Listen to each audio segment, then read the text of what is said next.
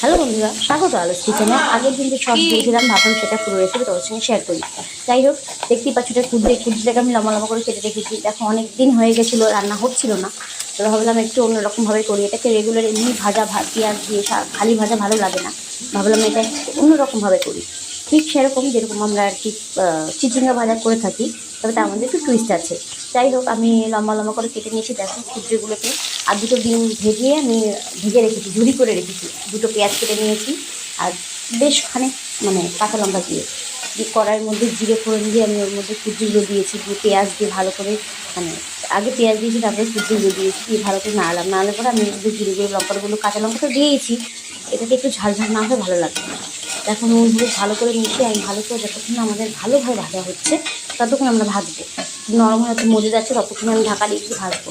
যখন আমাদের অনেকটা ভাজা হয়ে যাবে, তখন আমরা যে ডিমটাকে আমি ভাজা করে রেখেছিলাম, তখন আমি সেই ডিমটা দেবো। ডিমটা দিয়ে আরেকটু নাড়িয়ে দিয়ে ভালো করে যতক্ষণ আরেকটু না মিশে যায়, আরেকটু ভালো করে মজতে ভাজা হবে, ততক্ষণ আমরা ওয়েট করবো। যাই হোক, দেখো আমাদের কিন্তু ভাজা কমপ্লিট হয়ে গেছে। গরম গরম রুটি ভাত চার সঙ্গে বলে এটা কিন্তু খেতে অসাধারণ লাগবে। যাই হোক, আমি রুটি দিয়ে সার্ভ করেছিলাম। কেমন লাগলো আমার রেসিপিটা অবশ্যই জানিও। আমরা কিন্তু রুটি দিয়ে খুব ভালো খেয়েছিলাম, তবে এটা এভাবে ফার্স্ট টাইমই করেছিলাম, খুব ভালোই খেয়েছি।